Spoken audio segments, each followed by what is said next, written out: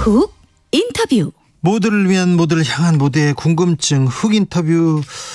윤석열 정부 노동개혁, 노조개혁 목소리를 높이고 있습니다. 여야 극한 대립의 노란봉투법, 화물차 운수사업법 개정안, 각종 쟁점 노동법안들은 국회에서 또 다시 해를 넘기는 모양새입니다. 절박한 노동 현장의 상황 전환하겠다면서 새밑 한파에도 곡기를 끊고 단식 투쟁 이어가는 분들이 있습니다. 그 목소리 들어보겠습니다. 지난 여름이었습니다. 51일간 파업, 옥포조선소에서 가로세로 1m 철장에 스스로를 가두고 이대로 살 수는 없지 않습니까? 이렇게 손팻말을 내거셨던 분인데요. 이분이 단식을 하셨다고 합니다. 유채한 금속노조 거제 통영고성 조선 하청주의 부지회장 연결합니다. 안녕하세요. 네, 반갑습니다. 소개받은 유채한입니다. 아니, 파업을, 옥새 파업을 푼 지 얼마나 됐다고 또 단식을 하셨어요? 단식을 할 수밖에 없는 상황으로 또 몰고 가시더라고요. 지금, 그래서 28일 단식을 하셨습니까? 네, 28일 했어요. 그래서 그제 병원으로 실려가셨고요. 네, 힘들더라고요. 아이고, 건강은 어떠십니까? 다행스럽게 많이 회복되어서, 다행입니다. 네. 아니, 28일 단식을 했어요. 그전에도 50일 넘게 그 절창 속에 있었는데, 괜찮지 않을 것 같습니다. 그런데 상황이 노란봉투법 제정이라는 게 굉장히 중요한 일이기 때문에, 네. 아무래도 할 역할들이 있는 거잖아요. 올해는 저희가 그 역할을 맡는 게 맞다고 판단했기 때문에 단식을 했어요. 그래서 엄동설안에 다시 단식에 나선 겁니까? 그렇죠. 네. 어떤 마음이셨어요? 노란봉투법을 제정해서 노동조합법 2조 3조를 개정하자는 딱 그 마음인 거죠. 그런데요. 네. 그런데 정치권에서도 이거 통과시키겠다, 해결하겠다고 얘기했지 않습니까?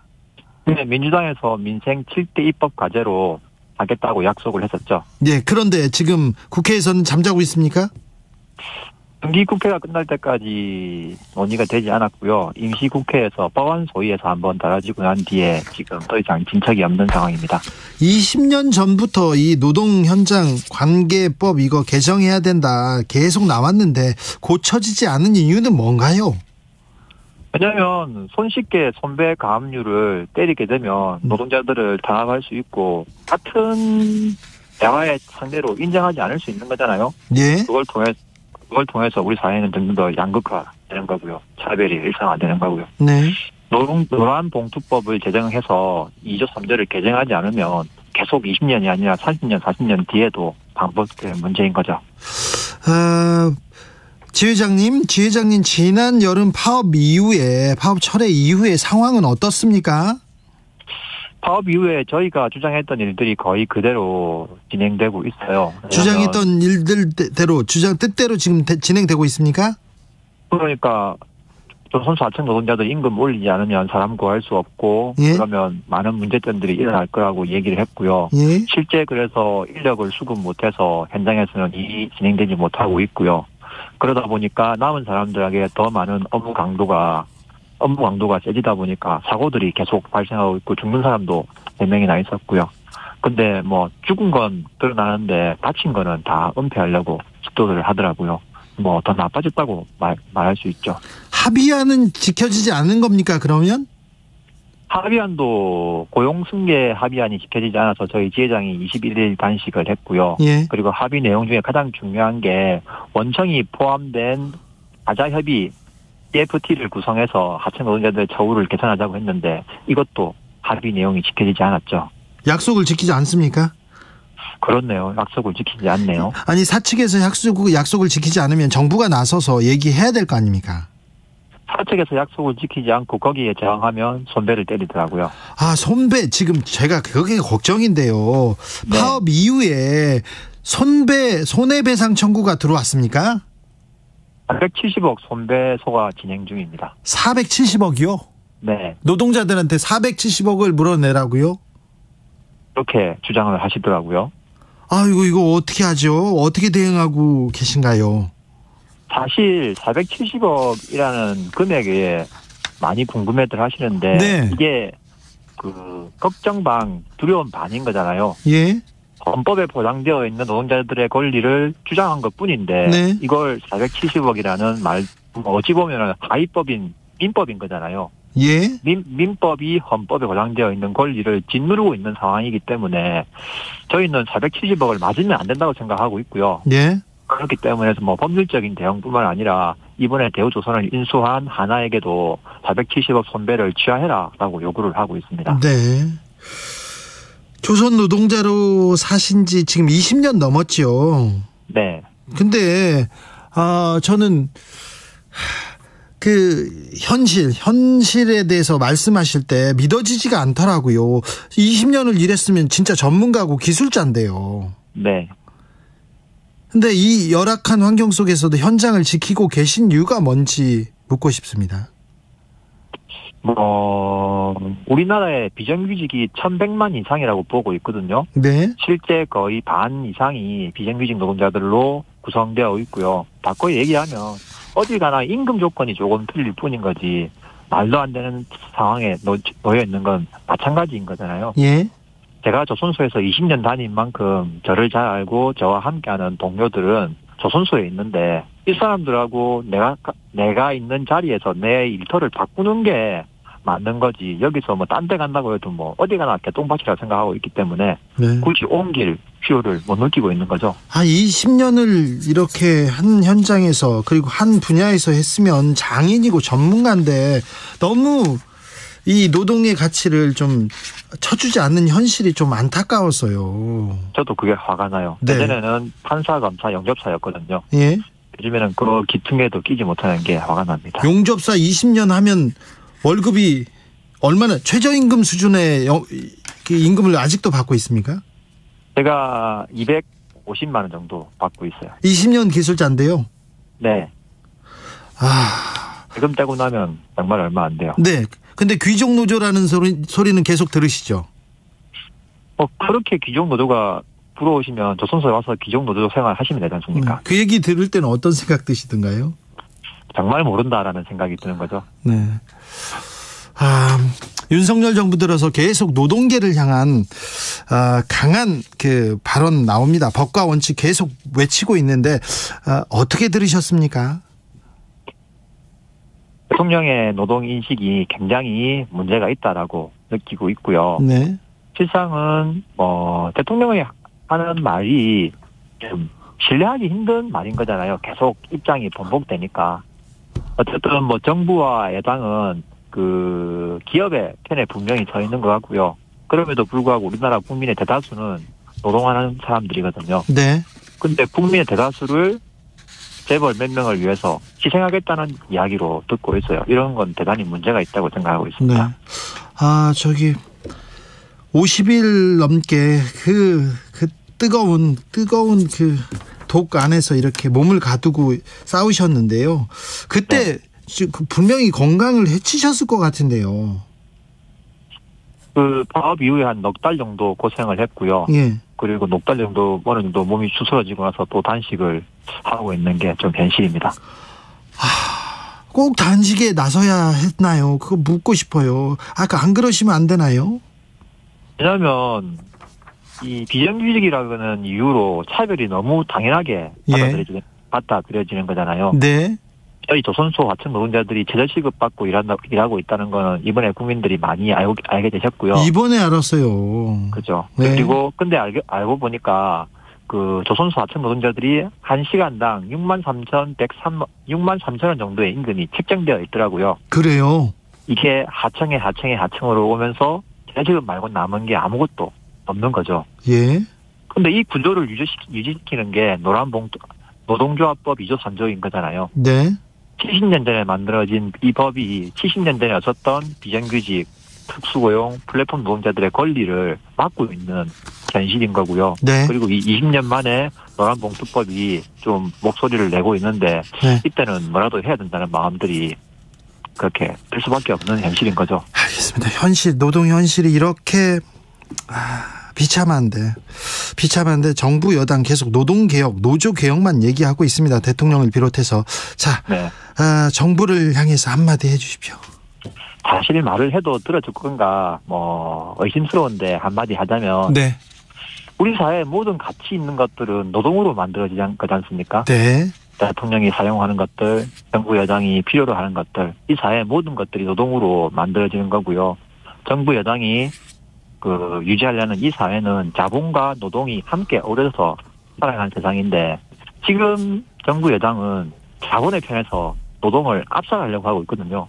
그럼 우리 사회는 함께 무너지는 거지 않습니까? 네. 그런 방식의 문제 접근은 대단히 문제가 있다고 생각이 들고요. 예. 그리고 저희는 방관적이 아닙니다. 이 나라의 주인으로 군림하고 있는 노동자들입니다. 네. 알겠습니다. 이대로 살 수는 없지 않습니까? 이렇게 팻말을 들으셨는데 다시 단식까지 나서게 된 유치한 금속노조 거제 통영 고성 조선하청지회 부지회장이었습니다. 몸 챙기십시오. 건강하십시오. 네, 고맙습니다. 네. 건강하셔야 됩니다. 나비처럼 날아 벌처럼 쏜다. 주진우 라이브.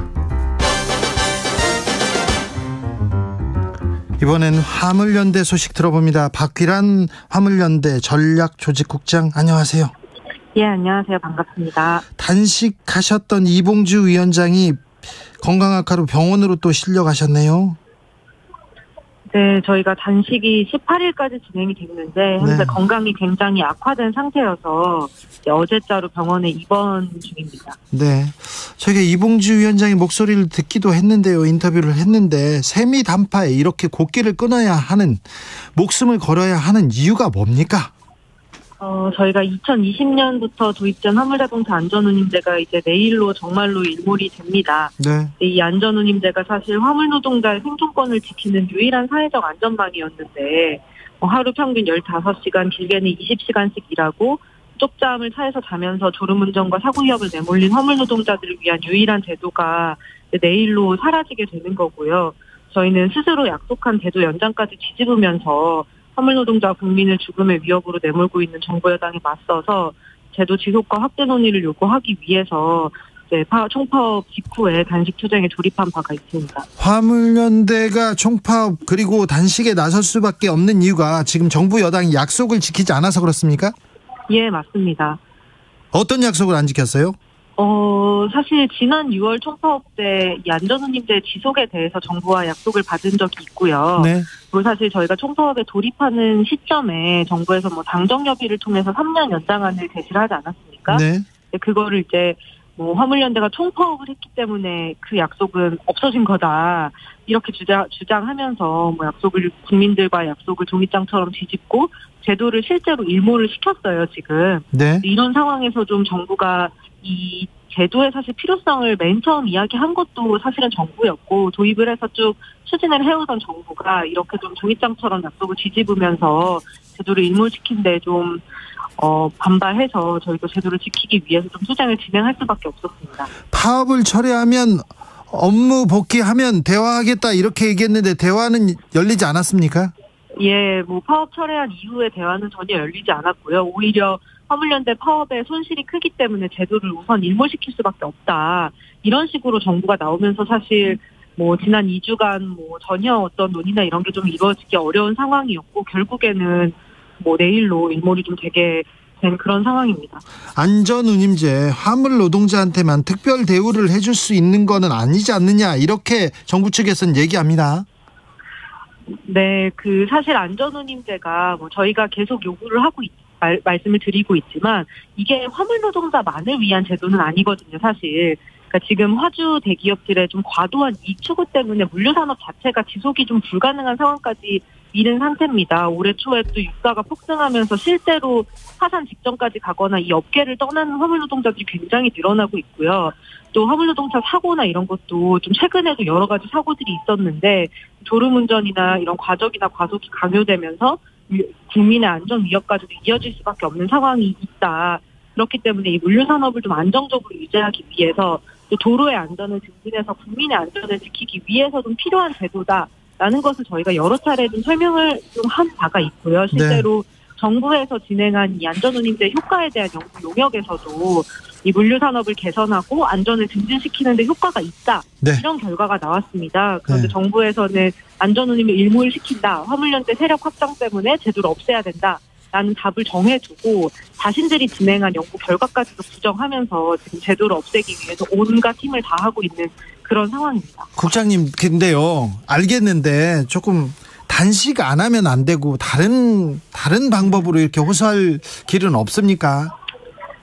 사실 단식 투쟁이라는 게 굉장히 스스로를 파괴하는 투쟁이기도 하고 좀 위험한 일이기도 하죠. 그래서 저희도 웬만하면 좀 다른 방법들을 찾아보고 싶었는데 사실 정부의 탄압 수위가 좀 상식적인 수준을 넘어서서 실제로 스스로 생존이 불가능하기 때문에 일을 멈춘 화물 노동자들에게 강제로 일을 강요한다거나 거기에 정부의 강요에 응답하지 않을 경우에 네. 아예 생존 수단을 박탈하면서 운송 자격까지 뺏어간다고 협박을 한다거나 네. 아니면 파업이 끝났음에도 불구하고 파업이 끝나면 논의하겠다는 약속은 전혀 안 지키면서 파업 중에 사소한 이런 물리적 마찰들을 근거로 해서 이제 저희 조합원들을 과도하게 구속하고 수사하고 이런 문제들이 좀 너무 심각하게 일어난 상황이었기 때문에 네. 저희로서는 좀 이런 단식 투쟁이라는 좀 수위 높은 투쟁까지도 좀 결심할 수밖에 없는 그런 상황이었습니다. 좀 답답하시겠어요? 예, 그렇죠. 연말인데 거리에서 연말을 지내야 되는데 정부에게 하고 싶은 말이 있으면 부탁드리겠습니다.